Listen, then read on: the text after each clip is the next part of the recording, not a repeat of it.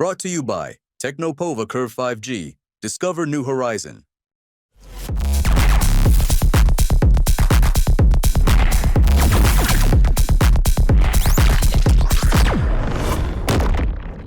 नमस्कार, स्वागत है आपका हमारी खास पेशकश में। मैं हूं विवेक मित्तल। दोस्तों, निफ्टी में इस समय जो रेंज चल रही है वो 24,500 25,000 की रेंज में निफ्टी फंस गया है। 25,000 के ऊपर जाता है बार बार निफ्टी, लेकिन सस्टेन नहीं कर पाता।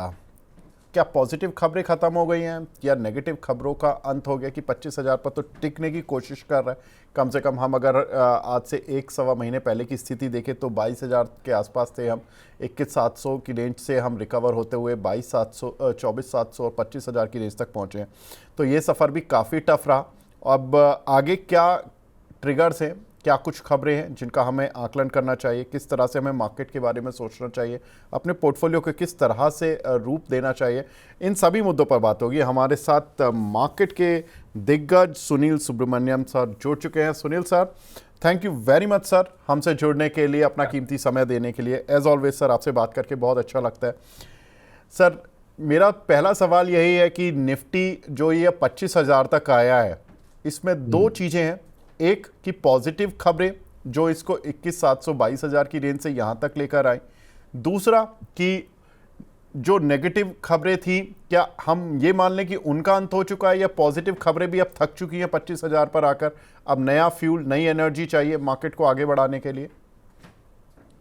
नहीं, बात वैसे नहीं है। बात ये हो रही है कि ये जो निफ्टी की बात कर रहे हैं, क्योंकि यहाँ पर एफआईएस और डीआईएस दोनों का इक्वल एक रिप्रेजेंटेशन होता है, राइट। क्योंकि अब ब्रॉडर मार्केट देखें तो वहाँ तो सपोर्ट मिल रहा है in terms of mid caps, small caps.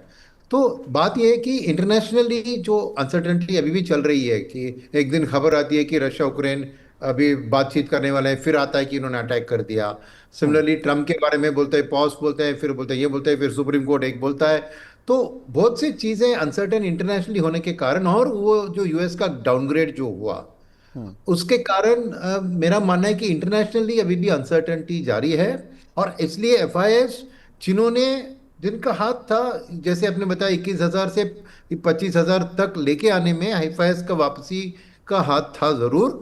और वहां पे जो शॉर्ट टर्म एफआईएस आए थे शायद वो प्रॉफिट बुक करें, क्योंकि माहौल अभी भी अनसर्टेन है आउटसाइड इंडिया का, राइट। वो एक बात है। खास करके आप देखें तो इसका रिजल्ट आप आईटी इंडेक्स में देख सकते हैं, जिसका अंडर परफॉर्मेंस विद निफ्टी बहुत बढ़िया है। क्योंकि आईटी एक दिलचस्प बात होती है एफआईएस के लिए, और वहाँ पे वो लोग थोड़े नाराज है उधर, बिकॉज ये जो क्रेडिट रेटिंग की डाउनग्रेड के कारण यूएस इकोनॉमी के ऊपर जो इम्पैक्ट की सोच रहे हैं, शायद आईटी के ऊपर इफेक्ट आएगा।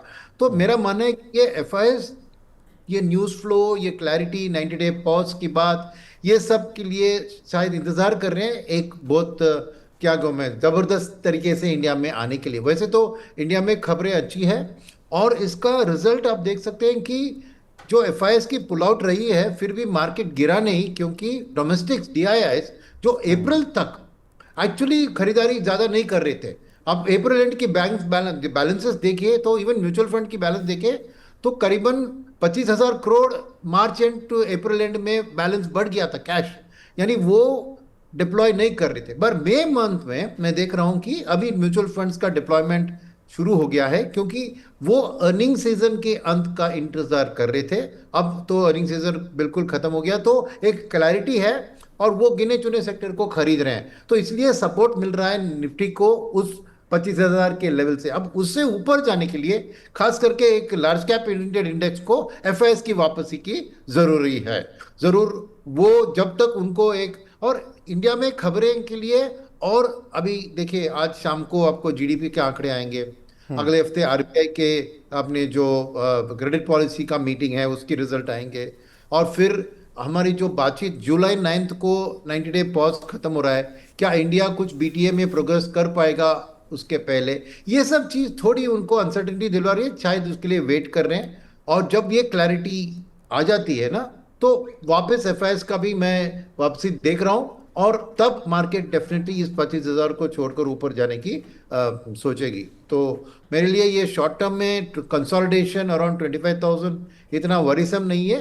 क्योंकि ज़्यादातर जो चीज मैंने बताई उसके अलावा जो भी चीज आए हैं वो बहुत पॉजिटिव हैं, जैसे कि तेल के दाम में कटौती, या फिर जीएसटी के आंकड़े जो अप्रैल मंथ में 12% ईयर ऑन ईयर आ गए थे, इन्फ्लेशन की घटना 3% के लेवल पे सीपीआई, फिर आरबीआई ने भी दोनों तरफ, एक तरफ लिक्विडिटी का सपोर्ट दिया है, दूसरी तरफ डिविडेंड के थ्रू गवर्नमेंट के फिस्कल को भी सपोर्ट किया है। सो पॉजिटिव चीजें तो बहुत है, मगर और ये दो तीन चीज की क्लैरिटी मिल जाए तब मेरा मानना है कि एफआईएस जरूर वापस आएंगे। नेचुरली इंटरनेशनल सिनेरियो में भी एक क्लैरिटी की जरूरत है, क्योंकि ये जुलाई 9 का जो मैंने डेट बताया 90 डे पॉज का एंड, वो खाली हमारे लिए नहीं है। चीन को छोड़कर सभी देशों के साथ वो जुलाई 9 का 90 डे पॉज था। तो ट्रम्प की क्या हालचाल होगी जुलाई 9 के करीब, वो कुछ डील साइन करेंगे या पॉज को एक्सटेंड करेंगे, ये अनसर्टेनिटी जरूर मार्केट को हिला रही है। एक एफआईएस की थॉट प्रोसेस को एक मजबूती नहीं दिलवा रही, क्योंकि वो अनसर्टेनिटी अभी भी सामने है।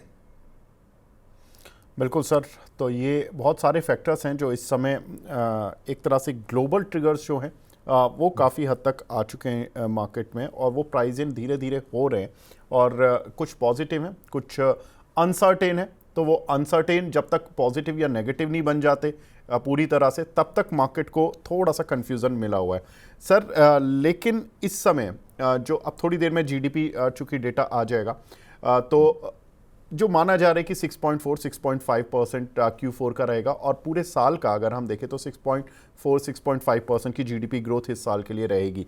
लेकिन मैं पिछले 4 साल का डेटा देख रहा था, तो आफ्टर कोविड ये वाला जो साल है ये सबसे स्लोएस्ट जीडीपी ग्रोथ वाला साल देखने के लिए मिल रहा है।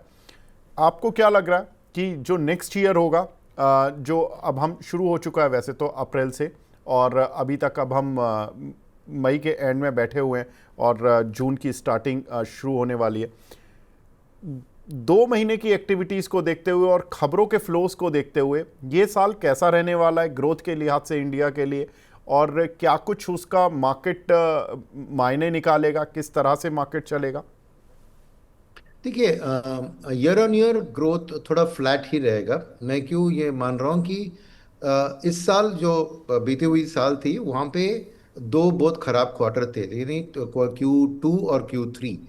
Q2 में 5.4% गया था, और Q3 में थोड़ी रिकवरी हुई थी, मगर उसके कारण भी क्लियर थे। दैट इज इलेक्शन के टाइम में गवर्नमेंट ने अपना कैपेक्स से अपना ध्यान हटाकर ज़्यादा रेवेन्यू में खर्चा किया। सेकेंड, इन्फ्लेशन शुरुआत में बहुत ज़्यादा थी, तो ये सब चीज़ें हमारी जीडीपी ग्रोथ को शायद उससे भी बेहतर आ सकती, पूरे साल के लिए नहीं आना दिया। मगर इस साल में क्योंकि टैरिफ की एक अनसर्टेनिटी है, वर्ल्ड की ग्रोथ में थोड़ी स्लो डाउन, अभी भी आईएमएफ के आंकड़े देखे तो 2.8% ही 2025 की ग्रोथ रेट क्या मान रहे हैं, फ्रॉम 3.3 अर्लियर। तो एक वर्ल्ड स्लोइंग वर्ल्ड में हमारी एक्सपोर्ट्स के ऊपर थोड़ा तो दबाव आएगा। मानते हैं कि एक्सपोर्ट्स हमारे लिए ज़्यादा शेयर नहीं है, हमारी ज़्यादा डोमेस्टिक है, मगर एक्सपोर्ट रिलेटेड एक्टिविटी की कम होने से नेचुरली वहाँ पे एक स्पिन ऑफ इफेक्ट दिखेगा। तो ज़्यादा मैं कहूँगा कि एक पॉजिटिव 6.5% की ग्रोथ प्लान किया था, मगर आईएमएफ का भी कहना है कि शायद वो 6.3-6.2 तक आ सकता है।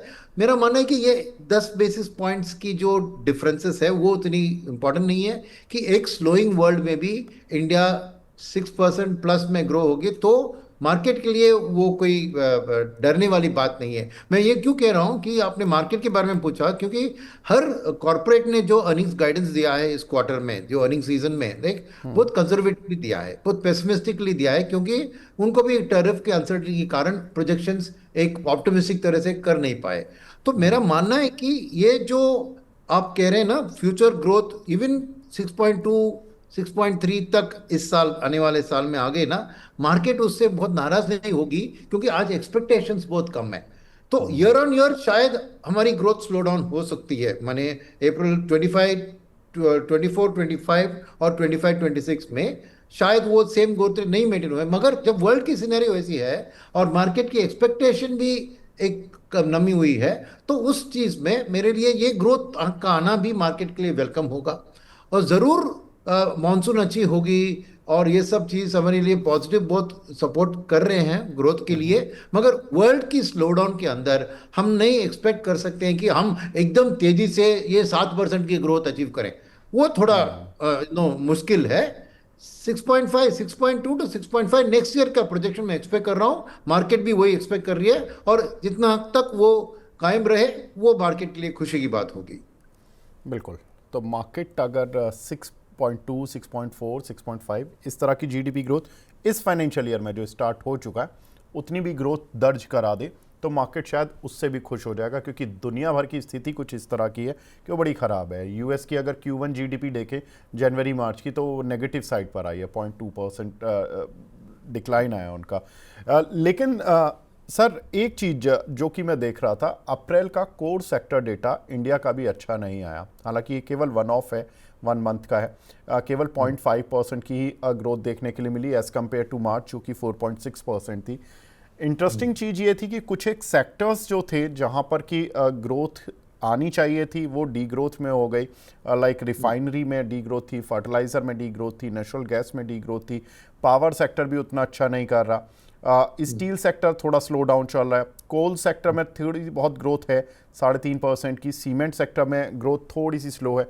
तो मतलब इस बार ऐसा लग रहा है कि जैसे जो ग्रोथ का जो पहिया है अप्रैल मंथ में तो ज़्यादा नहीं अच्छा चला। मई का जब डेटा आएगा, जब और थोड़ी सी क्लैरिटी होगी तो धीरे धीरे करके Q1 हमें क्लियर हो जाएगा कि किस तरह का चल रहा है। अभी ऑटो सेक्टर डेटा भी आ जाएंगे 1 जून से। सर कैसे देख रहे हैं ये सारी चीज़ें कि जो इस तरह से जितना स्लो डाउन हम इंडियन इकोनॉमी में देख रहे हैं कोर सेक्टर से या दूसरे सेक्टर से, लगता है कि Q1 हमारा थोड़ा सा वीक साइड पर रहेगा? अप्रैल जरूर रहेगा, क्योंकि ये नई साल है तो फर्स्ट मंथ में गवर्नमेंट की कैपेक्स ये खर्चा भी थोड़ी वक्त लगेगी शुरू करने में, बिकॉज पहले मार्च की नंबर्स को खत्म करें फिर अप्रैल। तो first month of the year से मैं पूरे साल का एक एक्सटेंशन नहीं करूंगा। थोड़ी नो समय दीजिए उसको, अप्रैल मई जून देखेंगे इस क्वार्टर। तो मेरा मानना है कि sequentially quarter on quarter growth अच्छा ही रहेगा, उसको प्रॉब्लम नहीं है मेरे लिए। ये अप्रैल मई जून वाली क्वार्टर में भी शायद वही मैं कह रहा हूँ कि एक टैरिफ की अनसर्टेनिटी के कारण कोई कॉर्पोरेट्स भी अपना कैपेक्स का प्रोग्राम डिले करेंगे, कोई प्रोडक्शन को डिले करेंगे, देखेंगे कैसे हो रही है। तो मेरे लिए ये अप्रैल महीने के आंकड़े लेकर पूरे साल का एक एक्सटेंशन करना अभी बहुत बहुत जल्दी होगा। इसको हमें इतना रीड नहीं करना चाहिए। आने पीएमआई एक इंडेक्स जो है मैं 62 देख रहा हूँ, कंपोजिट पीएमआई, और मैन्युफैक्चरिंग और सर्विस दोनों की बहुत मजबूत है। तो पीएमआई एक ऐसी इंडिकेटर है जो फ्यूचर ग्रोथ को आपको एंटिसिपेट करती है। क्योंकि पीएमआई जो आपके नो निवेशक और दर्शक हैं उनके लिए मैं बताऊं कि परचेस मैनेजर इंडेक्स होता है कि हर परचेसिंग मैनेजर टॉप कंपनीज के उनसे पूछा जाता है कि पिछले महीने के कंपैरिजन में आपकी परचेसिंग रॉ मटेरियल ज्यादा है कि कम है। जब ये 50 के ऊपर कहते हैं यानी वो ज्यादा खरीद रहे हैं। कब ज्यादा खरीदेंगे? जब उनकी ऑर्डर बुक अच्छी है, राइट? तो ये आने वाले महीने में आपको मैन्युफैक्चरिंग डेटा में, सर्विसेज डेटा में दिखेगा। तो पीएमआई ऑल टाइम हाई में इनिशियल जो एचएसबीसी का पीएमआई डेटा का इनिशियल एस्टिमेट आया 62%, यानी 50% से बहुत बहुत आगे। तो जनरली इकोनॉमी एक्सपेंशन मोड में होता है जब 50 के ऊपर है, और ये ट्रेंड दिखा रहा है कि आपको 58 से 62 बढ़ गया ना। तो मेरा इतना मैं पेसिमिस्टिक नहीं हूं। अगर ये पीएमआई डेटा जो एक इंडेक्स होता है परचेसिंग मैनेजर्स का, फ्यूचर को अच्छी तरह प्रिडिक्ट करती है। मैंने पूरे अपने एक्सपीरियंस में देखा है कि इसका एक अच्छा प्रिडिक्टिव वैल्यू है। तो इसलिए मैं बहुत नाराज नहीं हूँ। ये अप्रैल मंथ को अब थोड़ा धीरे से रखे, छोड़िए उसको, उतना डिटेल में एनालाइज करने की जरूरत नहीं है। अप्रैल मई जून जैसे डेवलप होते हैं आपको ये सब क्लैरिटी होगी। मगर पीएमआई से मैं कॉन्फिडेंट हूँ कि ये ग्रोथ जो आ रही है एक पॉजिटिविटी दिख रही है उसमें। ठीक है, अब सर कुछ सेक्टोरल बात करते हैं, क्योंकि हमने देखा कि ये जो पिछला 1 महीना गया है, पूरा मई का महीना, ये डिफेंस सेक्टर के नाम गया है। भले ही नतीजे किसी के भी आ रहे हो, लेकिन डिफेंस शेयरों ने पूरी अपनी जो एक दिक्कतें थी सितंबर से जो चली आ रही थी वो पूरी कर ली। डिफेंस पर सर खर्च पूरी दुनिया में बढ़ रहा है। जियोपॉलिटिकल रिस्क इंडिया में ही नहीं है, रशिया अपने रिस्क से चल रहा है, यूक्रेन चल रहा है, पूरा यूरोप अलग परेशान है। वहाँ चाइना के साथ कभी ताइवान की साइड पर प्लेन उड़ते हुए चले जाते हैं। भारत पाकिस्तान की टेंशन अलग चल रही है, मिडिल ईस्ट में अलग प्रॉब्लम चलती रहती है, इजराइल, हमास और दुनिया भर के देश, ईरान वीरान। मैं खर्चा देख रहा था सर, दुनिया भर में मिलिट्री खर्च यूएस में $997 बिलियन का है, चाइना में करीब $314 बिलियन का, इंडिया में भी $86 बिलियन का खर्चा होता है। सर कैसे देख रहे हैं ये खर्चा और बढ़ेगा और इसका क्या कुछ इम्पैक्ट होने वाला है भारतीय डिफेंस कंपनियों पर? जितनी तेजी इन शेयरों में आई थी उतनी ही नरमी इनके नतीजों में इस बार देखने के लिए मिली है। ज़्यादातर जो डिफेंस कंपनीज हैं उनके मार्जिन्स या जो प्रॉफिट्स हैं वो डिक्लाइन होते हुए दिखाई दिए हैं इस क्वार्टर में। कैसे देखें सर डिफेंस शेयरों को? देखिए, डिफेंस की outlook as a top line growth बहुत बुलिश है, और उसका कारण है कि पहली चीज़ है, जो इंडो पाक की वॉर चली थी वहाँ पे जो भी हमने अपना ड्रोन्स या यूएवीज या मिसाइल्स को इस्तेमाल किया था, उसको रिप्लेस करने का करीबन 40,000 करोड़ का ऑर्डर गवर्नमेंट ने रिलीज किया है, जो अगले 40-50 दिन के अंदर ऑर्डर्स रिलीज हो जाएंगे और 1 साल 1.5 साल के अंदर उनको बने। तो नेचुरली इनकी ऑर्डर जो भी डोमेस्टिकली ये जो, और ये ज़्यादातर आत्मनिर्भर भारत के अंदर जो भी डिफेंस कंपनियों ने किया है, बोथ पीएसयू एंड प्राइवेट, इनका काम है। तो ज़रूर 1 साल 1.5 साल में इनकी जैसे जो ऑर्डर एग्जीक्यूट होती है उनके नंबर्स अच्छे आएंगे। इसलिए पिछले क्वार्टर में जो नंबर अच्छी नहीं आई उसको भूल जाएं, बिकॉज मार्केट को पुरानी खबरें से कुछ संबंध नहीं होती है। जो हो गया रिजल्ट हो गया। आने वाले दिन के लिए फर्स्ट डोमेस्टिकली 40,000 करोड़ का एडिशनल ऑर्डर बुक उनको मिला है, जो पहले नहीं था, नंबर 1। नंबर 2, यहाँ पे मैंने आत्मनिर्भर भारत की बात उठाई ना, तो इसमें क्या साफ जाहिर हुआ है कि हमारी जो मैन्युफैक्चरिंग है वो टॉप क्लास है।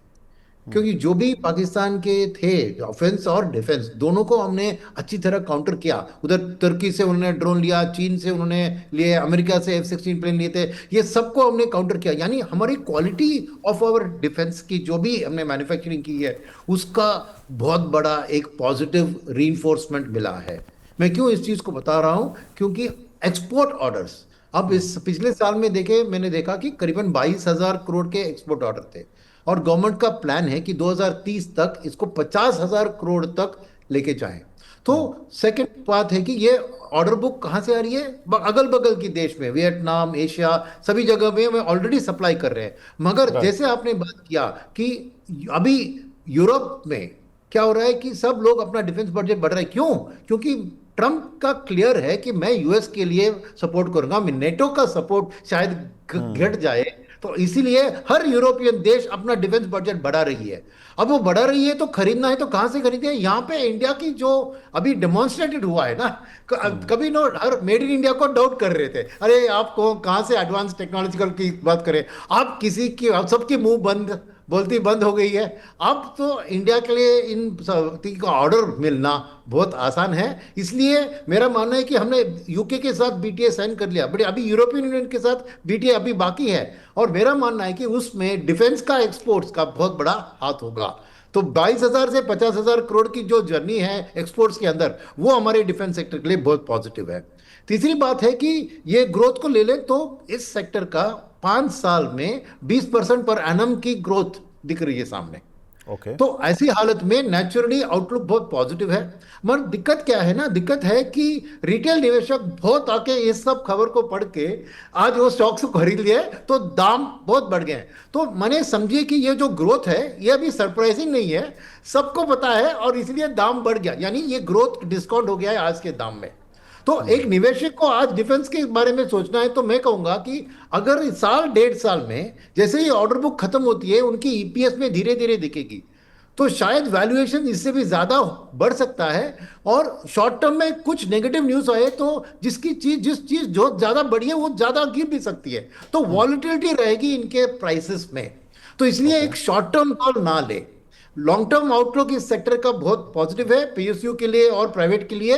तो आप इसमें 5-7 ऐसे साल बाकी आउटलुक रखकर निवेश करेंगे तो आप डिसअपॉइंट नहीं होंगे, क्योंकि अंडरलाइंग ग्रोथ मोमेंटम पॉजिटिव है। मगर शॉर्ट टर्म में क्योंकि वैल्यूएशन बहुत बढ़ चुके हैं, आप धीरज रखिए कि एक शॉर्ट टर्म कॉल ना ले इस सेक्टर में। बस लॉन्गर टर्म आउटलुक के लिए इसका फ्यूचर बहुत ब्राइट लग रहा है मुझे।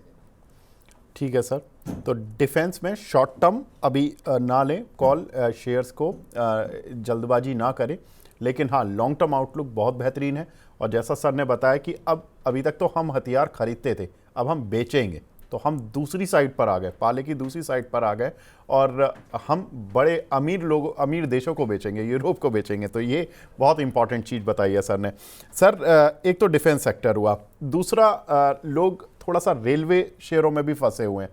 इनसे मुक्ति कैसे मिलेगी? क्योंकि जो लेवल हमने सितंबर में देखे थे वो अभी तक नहीं आए। अभी भी शेयर वहां से काफी करेक्टेड है। हालांकि थोड़ी रिकवरी की कोशिश अटेम्प्ट लिया था इन शेयरों ने, लेकिन जैसे जैसे रिजल्ट्स आए, फिर रिजल्ट्स थोड़ी सी रेलवे कंपनीज के थोड़े से ऑन द लोअर साइड आए एक्सपेक्टेशन से, तो थोड़ा सा शेयर बिखर गए। अब क्या करना चाहिए सर रेलवे शेयरों में?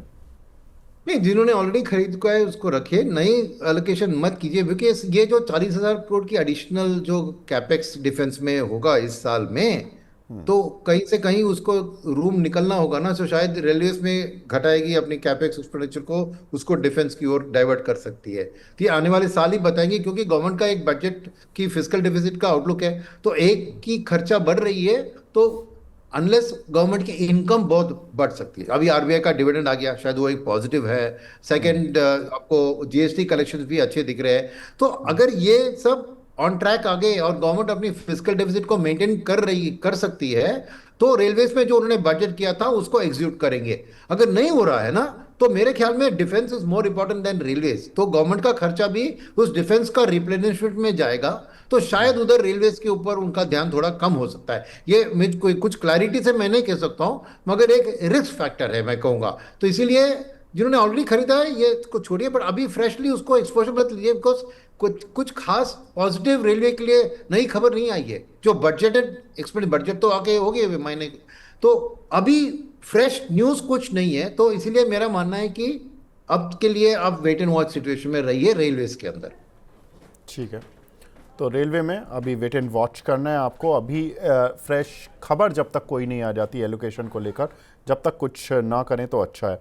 सर अगर इस समय कोई खड़े होकर सेक्टर देखना हो जो कि 22,000 से 25,000 की रैली में या रिकवरी में हम कहें, जिसने मिस आउट कर दिया, जो अपनी साख के अनुसार नहीं चला, वैल्यूएशन के अनुसार नहीं चला, कम चला, अंडर परफॉर्म किया, वो कौन सा है? और वो आउट परफॉर्म भी करे, शर्त ये भी है कि आउट परफॉर्म भी करे और चला भी इतना नहीं है, ऐसा कोई सेक्टर है सर? यह मेरा कॉन्ट्रा व्यू है, मगर है मेरा आईटी सेक्टर के ऊपर। ओके। 6 महीने की आंकड़े देखे तो निफ्टी करीबन फ्लैट रहा है, 2% की उछाल है, मगर आईटी का 14% का अंडर परफॉर्मेंस है, यानी टोटल अंडर परफॉर्मेंस 16% की है। बाकी मानते हैं कि उनकी गाइडेंस बहुत स्लो थी, और यूएस में जो हुआ है उसके कारण एक नेगेटिव अप्रोच हुआ है। मगर मेरा मानना है कि जैसे ही ये ग्लोबल अनसर्टेनिटी, टैरिफ की अनसर्टेनिटी खत्म होती है, और ये 90 डे पॉज की बात, ये सब, तब डेफिनेटली आपको आईटी में मैं बाउंस बैक देख रहा हूँ। मेरा एक कॉन्ट्रा व्यू है, मार्केट में आज निक नहीं रहा है, पर मेरा मानना है कि फॉरेनर्स जब वापस आते हैं तो उनके लिए आईटी बहुत एक दिलचस्प चीज़ होती है, क्योंकि उनको बायस का बहुत अच्छा अंडरस्टैंडिंग होता है। जो आईटी सर्विसेज हमसे खरीद रहे हैं उस तरफ की कंपनियां अमेरिका में, तो उनके बारे में इनकी पूरी जानकारी होती है और एक कंफर्ट जोन आता है। तो आईटी एक फेवर्ड चाइल्ड होती है एफआईएस के लिए। जब निकलते हैं तो भी आईटी से निकलता है पैसा, वो डालते हैं तो आईटी से होता है। तो मेरा मानना है कि जब खबरें आएगी डोमेस्टिक के बारे में, जो अच्छी खबरें, एक एफआई आउटलुक पॉजिटिव बताएगा, तो आईटी बाउंस बैक होगा, क्योंकि वैल्यूएशन के हिसाब से 16% का अंडर परफॉर्मेंस उतना जस्टिफाइड नहीं है, क्योंकि थोड़ा टैरिफ का माहौल और ये यूएस की डाउनग्रेड की माहौल उसको इफेक्ट कर रही है। तो मेरा एक कॉल है, राइट, कि आईटी में स्ट्रांग अंडर परफॉर्मेंस जो पिछले 6 महीनों में दिखा है, उसके कारण अभी वैल्यूएशंस ठीक है। और मैंने कुछ ब्रोकर्स के रिपोर्ट भी, इंटरनेशनल ब्रोकर्स के रिपोर्ट भी पढ़ा था, जहाँ में उन्होंने वेरी पॉजिटिव आउटलुक भी दिया है, बट मार्केट उसको अभी तक ध्यान में नहीं ले रही है। तो एक कॉन्ट्रा कॉल होगा मेरा आईटी। तो रिकवरी में आईटी अभी सर को लगता है कि उतना नहीं चला, अंडर परफॉर्मेंस दिखाया है, वो डेटा बोल रहे हैं एक्चुअली, और सर को लगता है कि ये चलेगा। और डिफेंस सेक्टर में जो लंबी अवधि के लिए सोच रहे हैं वो सोच सकते हैं, होल्ड कर सकते हैं, लेकिन नई बाइंग अभी एकदम से नहीं करनी है रेलवे और डिफेंस में, जब तक कि कोई ऐसी खबर नहीं आ जाती है, रेलवे में खास तौर से, कि जब तक कोई अच्छी फ्रेश खबर नहीं आ जाती है। और डिफेंस में एकदम से टूट के नहीं पड़ना, क्योंकि ऑलरेडी प्राइस थोड़े से शूटअप हो चुके हैं, तो कुछ भी करेक्शन आती है, लॉन्ग टर्म सोच रहे हैं तो ठीक है, क्योंकि 20% की ग्रोथ सर मान रहे हैं कि अगले कुछ सालों में पर एनम देखने के लिए मिलेगी। सुनील सर, बस लास्ट सवाल मैं आपसे ये पूछना चाहता हूँ कि सर ये जो ओपेक की बैठक हो रही है, इसमें इसके क्या मायने निकाले मार्केट, और क्या कुछ इससे फ़ायदा उठा सकते हैं हम लोग? देखिए, ओपेक की बैठक में सऊदी अरेबिया नाराज है बाकी ओपेक देशों से, क्योंकि जो भी प्रोडक्शन कट उन्होंने अनाउंस किया उन्होंने उसको ब्रीच किया है। तो अभी सऊदी का कहना है कि अरे आप नहीं करोगे तो मैं चुप बैठूं, मैं भी करवाऊंगा। और सेकंड चीज है कि ट्रम्प का भी दबाव है सऊदी के ऊपर कि प्रोडक्शन को बढ़ाएं, क्योंकि तेल का दाम एक यूएस के इन्फ्लेशन में बहुत इंपॉर्टेंट होता है, क्योंकि उनको पता है कि टैरिफ का इम्पैक्ट थोड़ा नेगेटिव होगा इन्फ्लेशन के ऊपर। इसलिए वो तेल के बारे में थोड़ा दबाव डाल रहे हैं सऊदी के ऊपर कि आप भी थोड़ा प्रोडक्शन बढ़ाओ, ताकि at the pump prices US में भी कम हो जाए, क्योंकि सब इंटरनेशनल लिंक्ड होते हैं प्राइसेस। तो मेरा मानना है कि तेल में एक नमी दिखेगी, क्योंकि टैरिफ की अनसर्टेनिटी भी है, ग्लोबल ग्रोथ की अनसर्टेनिटी है। और जब तक शायद यूएस चाइना का एक डील नहीं होता है, एक बीटीए की तरह डील नहीं होता है, आपको वर्ल्ड ग्रोथ की रिकवरी में चाइना सबसे इंपॉर्टेंट है तेल के रिकवरी में, क्योंकि मैन्युफैक्चरिंग की रिकवरी पूरी चाइना में होती है। तो इसीलिए अगर जब वो होती है तभी तेल के दाम बढ़ सकते हैं। तब तक मेरे लिए तेल एक 65 के लेवल, थोड़ा $2-3 इधर उधर के लेवल पे ही जाएगी। और इसके कारण ये हमारे लिए एक बहुत पॉजिटिव चीज़ है, क्योंकि हमारी जो फिजिकल डेफिसिट है उसके लिए, इन्फ्लेशन के लिए, इंपॉर्टेंट इन्फ्लेशन कम होगी। तो एक इंपॉर्टेंट चीज़ है, आरबीआई के भी हाथ मजबूत होंगे रेट कट करने के लिए। सेकंड, बहुत ढेर सारे इंडस्ट्रीज है हमारी, क्योंकि हम 85% हमारा तेल का रिक्वायरमेंट इंपोर्ट करते हैं। तो ढेर सारे इंडस्ट्रीज है जिनका ऑयल और क्रूड रिलेटेड डेरिवेटिव्स उनके रॉ मटेरियल होते हैं। तो उन सबके ईपीएस के लिए ये बहुत पॉजिटिव आउटलुक होती है, क्योंकि करीबन $10 गिर चुकी है तेल, $75 से $65 की लेवल पर। तो ये अगर 65 पे रहेगी तो उनके लिए ईपीएस में बहुत पॉजिटिव रहेगी। बहुत से हैं, जैसे फर्टिलाइजर्स एक हुआ जहाँ पे क्रूड रिलेटेड इनपुट्स होते हैं, टायर्स होगा, ऑटोमोबाइल्स होगी। बहुत से ऐसे क्षेत्र हैं जहाँ पर crude related derivatives raw material के तौर पर पेश होते हैं। तो इन सब के लिए ये पॉजिटिव खबरें हैं। तो मेरा मानना है कि इसीलिए इनकी जो गाइडेंसेस थी उससे बेहतर इनकी अर्निंग्स आने की आप एक आशा रख सकते हैं। बिल्कुल, तो क्रूड से काफ़ी सारे सेक्टर प्रभावित होने वाले हैं और उनका फ़ायदा मिलने वाला है। सुनील साहब, वैसे तो आपसे बात करते रहे सर, पूरा दिन भी तो कम है, लेकिन टाइम लिमिट है तो मुझे अब यहाँ पर वाइंडिंग अप करना पड़ेगा। लेकिन सर, बात करके बहुत मज़ा आया, बहुत कुछ सीखने को मिला। Thank you very much sir, हमसे जुड़ने के लिए और अपना प्रीशियस टाइम देने के लिए। Thank you sir, thank you. तो ये थे सुनील सर, जिन्होंने बताया कि क्रूड का क्या इम्पैक्ट होगा, जीडीपी का क्या इम्पैक्ट होगा और ग्लोबल ग्रोथ के क्या मायने हैं, कौन से सेक्टर्स हैं जहां पर कि आपको सतर्क रहना चाहिए खरीदारी करते समय, और कौन से सेक्टर है जहां पर कि आपको थोड़ा सा कॉन्ट्रा बैट ली जा सकती है। तो ये फिलहाल खास पेशकश को यहीं पे विराम देते हैं। नमस्कार। Brought to you by Technopova Curve 5G. Discover new horizon.